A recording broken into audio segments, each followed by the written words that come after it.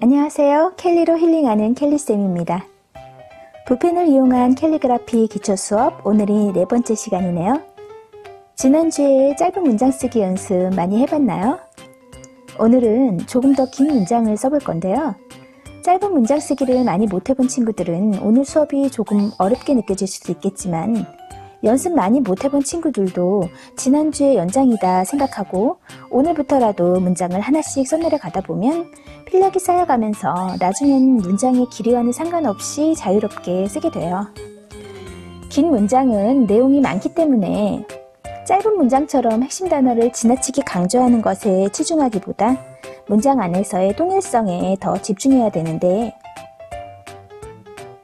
통일성을 주기 위해서 문장 안에 특정 초성이나 같은 모음 또는 반복되는 단어 등의 일정한 패턴을 주면 긴 문장을 읽는 사람들의 시선이 분산되지 않고 편안하게 메시지를 생각할 수 있게 됩니다.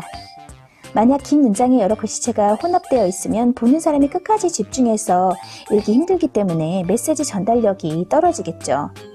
그럼 이제 긴 문장 쓰기를 통해 패턴과 통일성이 긴 문장 쓰기에 왜 필요한지 알아볼게요.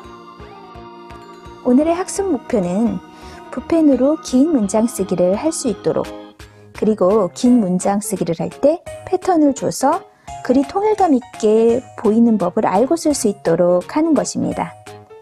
오늘은 짧은 문장 쓰기에 이어 긴 문장 쓰기를 통해서 켈리랑 좀 더 신나게 놀아봐요. 긴 문장을 쓸 때에도 덩어리감은 유지하는 게 좋아요. 다만 긴 문장이 시일 때는 단락을 나누어 쓸 수도 있고 노래 가사일 땐 1절, 2절, 후렴 부분 등을 구분해서 쓸 수도 있겠죠.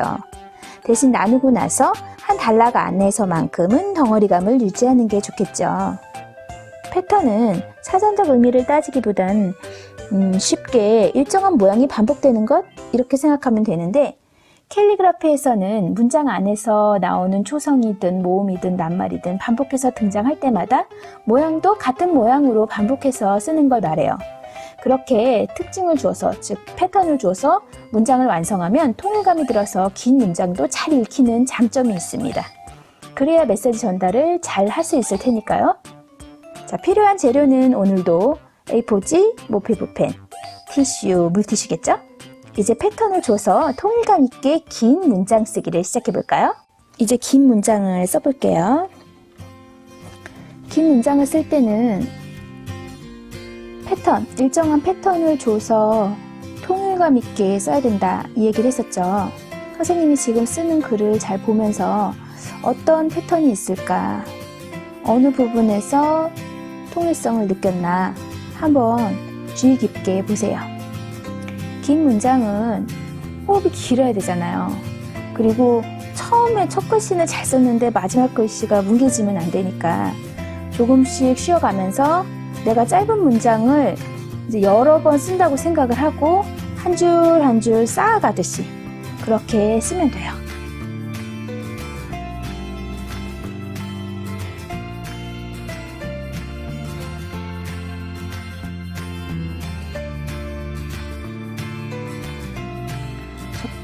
꽃이라는 말에서 이렇게 기역을 내리는 그 세로획, 거기를 조금 굵게 했죠. 그래서 너 할 때도 내리는 부분, 그 세로획을 조금 굵게. 저게 지금은 이렇게 일단 덩어리로는 보이는데 마지막까지 썼을 때 어떤 패턴이 보이는지를 그걸 보면 돼요.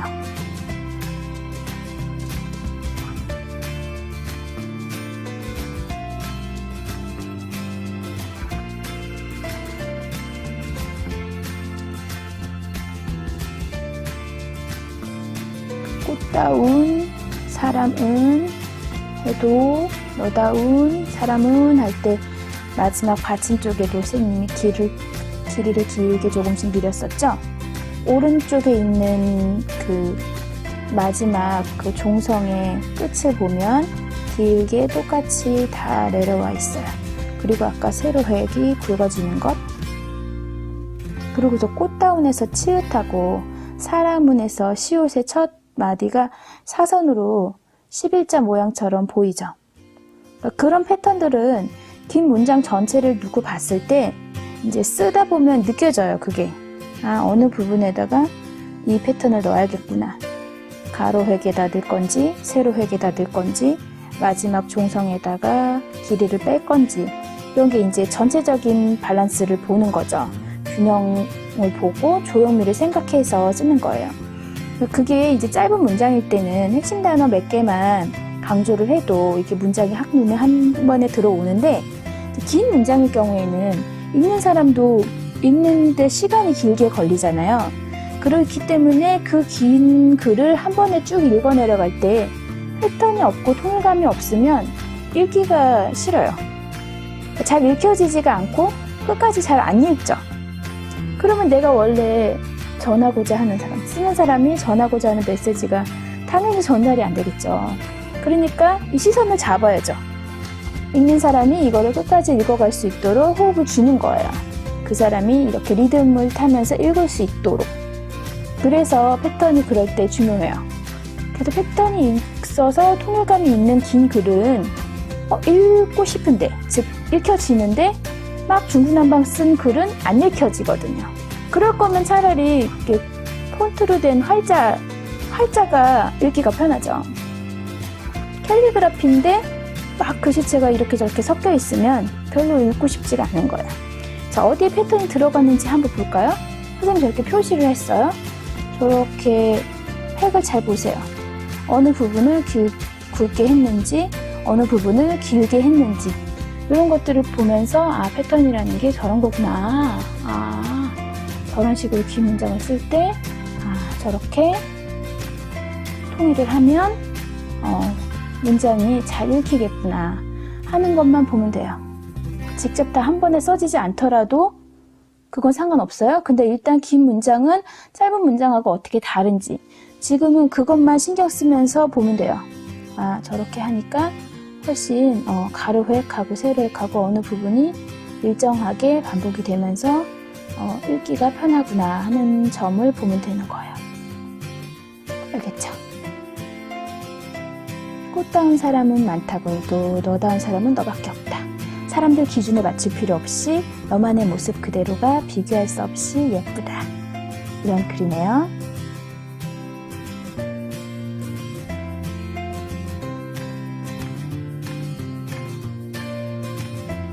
잊지 말아야 될 거, 패턴. 선생님이 저렇게 표시했죠. 다른 색깔로. 그래서 패턴을 주고 나면 통일성, 통일감이 있다. 거예요. 이게 긴 문장 쓰기가 이제 짧은 문장 쓰기하고 다른 점은 이거거든요. 그리고 이제 긴 문장을 쓰게 되면 보통은 긴 문장을 어떨 때 많이 써요? 시를 쓸 때나 노래 가사 이런 거 쓸 때는 당연히 길죠. 그런 거 쓸 때는 길게 쓰고, 그렇지 않고 이제 엽서 같은 거 행사를 나가면 그때는 보통 짧은 문장을 많이 써요. 선생님이 좋아하는 동요? 이게 동요죠? 그리고 선생님 딸이 이걸 자장가로 했었거든요. 참 좋아했어요. 저 노래를 불러주면 잘 잤어요. 선생님 딸한테도 불러주고 선생님 아들한테도 불러주고. 저 음악, 저 동요를 들으면 마음이 좀 편안해져서 선생님 되게 좋아하는 곡이거든요. 우리 친구들도 알고 있나요?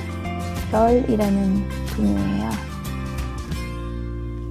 자, 저거는 이제 시죠. 어떻게 보면 시잖아요. 시적인 거를 표현할 때 너무 이렇게 뭐라 그럴까? 꾸며서 쓴다 그럴까? 긴 문장을 쓸 때 제가 아까 처음에 선생님이 앞에서 얘기를 했었죠. 짧은 문장하고 다르게 핵심 단어에다 너무 치중을 해서 하다 보면 긴 문장에서는 좀 튄다고 할까? 문장이 이렇게 잘 눈에 안 들어오죠. 전체적인 문장이. 그러니까 사실은 저렇게 보면 어떻게 보면 저렇게 바람, 또 하늘, 구름 이런 이쁜 단어들이 있어서 왠지 좀 크게 강조하고 싶은 생각도 있거든요. 근데 이미 저 제목에서 별이 충분히 강조가 되어 있기 때문에 별에다가만 크게 제목으로 쓰고, 원래 그 국어책 같은 것도 보면은 제목이 있고 본문 내용이 있잖아요. 그런 식으로 제목을 크게 쓰고 본문 내용을 쓴다고 생각을 하면 저기서 너무 많은 단어들이 핵심 단어처럼 강조가 되면 그게 전체적인 그 시적인 분위기가 잘 안 살아요. 그러니까 이거는 선생님, 물론 다른 선생님들에 따라서 다른 시각이 있을 수는 있어요. 다른 캘리그라퍼들은 다르게 생각할 수도 있는데 선생님이 시를 쓸 때 너무 많은 단어를 그렇게 여러 번 강조를 하면 전체적인 문장이 좀 들어오지 않더라. 원래 그렇게, 그러니까는 옷이라는 것도 그렇잖아요. 막 너무 컬러풀한 걸 여러 개가 한꺼번에 막 있으면 포인트가 없잖아요. 그래서 이제 패션 뭐 잘 안다는 친구들, 그러니까 옷을 입을 때 이제 주로 깔맞춤을 하고 한두 가지 포인트를 주는 거죠. 근데 그렇게 생각하면 좀 쉬울라나? 그러니까 이거 시 한 편을 쓴다고 했을 때는 그렇게 저렇게 바람, 하늘, 구름, 달 이렇게 막 여러 단어들을 막 강조해서 버직버직하게 쓰지 말고 전체적인 거에서 이렇게 저렇게 마지막 그 종성 부분만 살짝 느린다던가 아니면 글씨체 자체를 좀 통일하는 식으로.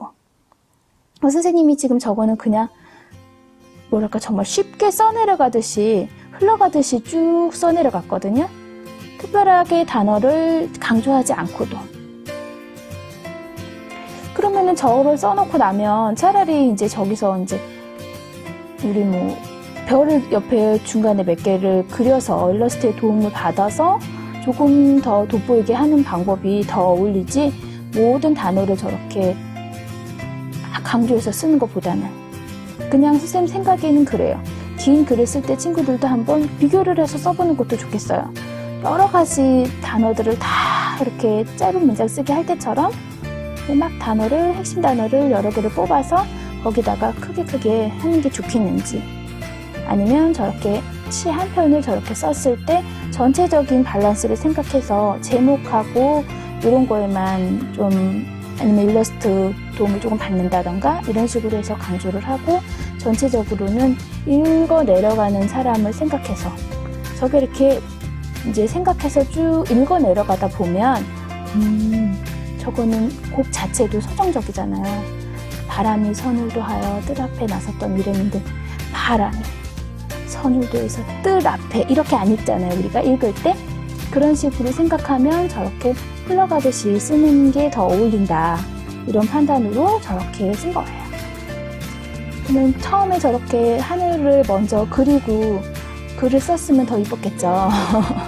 근데 이제 어쨌든 만약에 저런 식으로 바탕을 밤하늘을 좀 표현을 해놓고 저 글씨를 쓰고 별을 조금 그려 넣었다면 더 어울렸을 것 같다는 생각이 들어서 선생님 저기다 저런 식으로 한번 칠해보세요 하고 해본 거예요. 별 몇 개만 저렇게 달아줘도 핵심 단어를 굳이 이렇게 한마디로 티내듯이 너무 크게 쓰지 않아도 저걸로는 충분하다. 너무 과유불급이 된다 잘못하면 그런 거 긴 문장을 쓸 때는 그런 점들을 유의해서 쓰면 돼요. 그러니까 짧은 문장 쓰기하고 그 부분이 조금 다르구나. 긴 문장 쓰기를 할 때는 너무 많은 단어를 이렇게 눈에 띄게 쓰는 것보다 전체적인 밸런스하고 패턴을 생각해서 조금씩 변화를 주는 걸로 읽는 사람이 너무 정신없게 하지 말고 정신사납게 하면 안 되고 잘 읽어 내려갈 수 있도록 그렇게 하는 게 더 긴 문장 쓰기에는 어울린다. 이 얘기예요.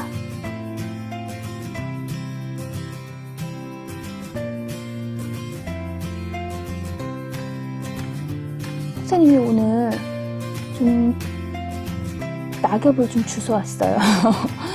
산에 갔다가 은행잎이랑 뭐 이제 벌써 단풍이 들었더라고요. 그래서 몇 개를 주워서 저렇게 옆에다가 딱 놓고 한번 써보는 거예요. 우리 긴 문장 쓰기를 할 때 이제 가을 분위기를 한번 내보려고 했거든요. 그러면서 이제 무슨 글을 쓸까 하고 보다가 이제 저 시가 딱 보이더라고요. 입추가 이제 가을의 문턱 뭐 이런 뜻이죠. 우리 절기에도 나와 있는데 가을 하니까 이제 막 생각나는 게 보통 이제 사람들이 가을에는 다 시인이 된다고 해요.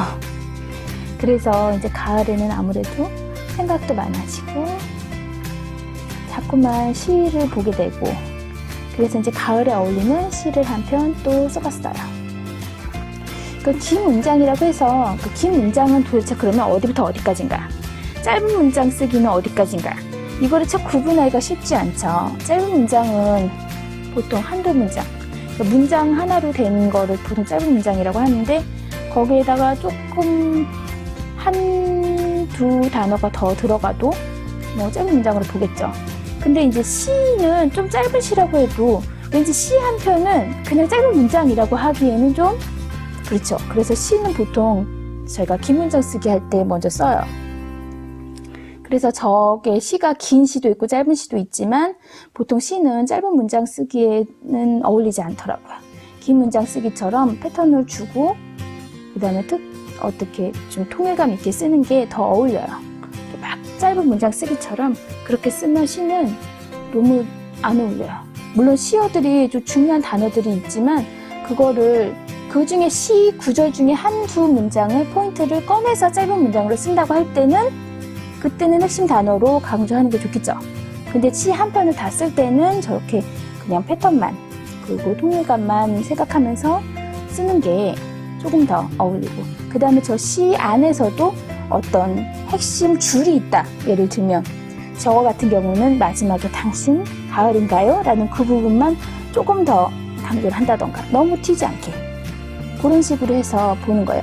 자, 이 시 속에는 그러면 어떤 패턴이 있는지 한번 볼까요? 선생님이 입추라는 걸 봤을 때 조금 이렇게 약간 둥근 느낌으로 쓸까라는 생각을 했어요. 그래서 입자 앞에다가 저렇게 비읍에서 둥그렇게 이렇게 올라가는 선, 약간 눈썹같이 반달 눈썹 같은 그런 패턴을 한번 줬어요. 그래서 지금 뭐 선생님 어느 부분에 패턴을 줬지라고 보지 않아도 그렇게 주의 깊게 보지 않아도 들어오죠. 저렇게 약간 반달 눈썹처럼 이렇게 했구나. 저게 이제 패턴이죠. 선생님은 저기다가 패턴을 준 거예요. 여기서 좀 조심해야 될 게 하나 있어요. 지금 이제 우리가 처음부터 이제 이 얘기를 하려고 했는데 친구들이 아직 단어에 익숙하지 않은데 이 얘기부터 하면 너무 거기에 신경 써서 단어 연습이 잘 안 될까봐 지금 얘기하는 거예요. 저게 당신이라는 말이 있는데 저게 당신으로 쓴 마지막에 쓴 당신이 당신으로 보이나요?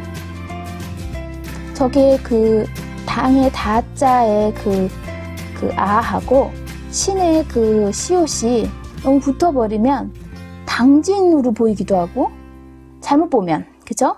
그러니까 잘 안 보이는 거예요. 그래서 이걸 가독성이라고 하는데 우리가 캘리를 처음에 막 쓰다 보면은 뭐 빨리빨리 쓰기도 하고 그렇게 막 이쁘게 꾸며서 쓰려다 보면 가독성이 떨어지는 경우가 있어요. 당신 같은 경우는 좀 캘리를 쓰신다는 분들도 가끔 실수로 이렇게 붙여서 쓰게 되면 당진으로 보이는 경우가 되게 많거든요. 그러니까 그런 거 조심해야 돼요. 가독성이 떨어지면 안 됩니다. 예, 그래서 정확하게 단어 우리가 메시지를 전달하려고 하는데 거기서 가독성이 떨어져 버리면 당신이라고 쓰고 싶은데 당진으로 보이면 안 되겠죠? 자, 긴 문장을 써보니까 어떤가요, 친구들? 짧은 문장 쓰는 것보다 호흡이 길고 집중이 더 필요하기 때문에 조금은 더 힘들었을 거예요. 선생님도 막 빨리 달려온 느낌? 약간 그래요. 짧은 문장 쓰기 연습 시간을 먼저 길게 갖고 그 다음에 긴 문장 쓰기를 하는 게 더 좋아요. 사실은 그 긴 문장을 쓸 일보다는 짧은 문장을 쓸 일이 더 많고 더 자주 활용을 하다 보니까 긴 문장 쓰기가 잘 안 돼도 너무 속상해할 필요는 없어요. 짧은 문장을 10번 쓰면 긴 문장 하나가 된다. 이렇게 생각하고 필력을 쌓아가면 되니까요. 자, 앞으로 우리 캘리랑 함께 노는 시간이 즐거우려면 너무 완벽하게 하려고 하지 않아도 되는 거죠. 즐기면서 해야 되잖아요. 그쵸? 반쯤 그 물이 담긴 물컵을 보고 누군가는 뭐야 물이 반밖에 안 남았잖아 라고 하고 누군가는 물이 아직 반이나 남아있네 라고 한대요. 초긍정 마인드를 가진 빨간머리 애니라면 아마도 후자일 테죠. 나에게 없는 무엇을 욕심내기보다는 내가 가진 어떤 것에 감사하면서 긍정적인 시각으로 모든 걸 바라보는 빨간머리 애의 이야기로 쌤이 오늘은 엽서를 써봤어요. 세상이 생각대로 되지 않을 때 보통의 우리들은 어떻게 하나요? 좌절하고 화를 내고 비관하고 포기하겠지만 빨간 머리 애는 좀 다르네요. 선생님은 오랫동안 캘리를 써왔지만 선생님도 글씨가 생각대로 잘 안 써지는 날이 있어요. 그때마다 쌤은 빨간 머리 애의 얘기를 떠올리죠. 다시 힘을 내게 해주는 문장이기도 하고요. 친구들도 생각대로 일이 되지 않을 때 빨간 머리 애의 이야기를 한번 떠올려 보세요. 다음 시간에는 똑같은 글이 상황에 따라 어떻게 바뀌는지 같은 말 다른 느낌의 켈리 쓰기를 통해서 카멜레온 같은 켈리의 변신을 구경해 볼게요. 또 목표 붓펜 말고도 느낌을 다르게 주기 위해서 면봉이나 나무젓가락, 칫솔 등으로 켈리를 써볼 건데요. 친구들은 쌤이 소개해 주는 것만 봐도 되니까 따로 준비하진 않아도 돼요. 그럼 우린 다음 주에 또 만나요. 안녕.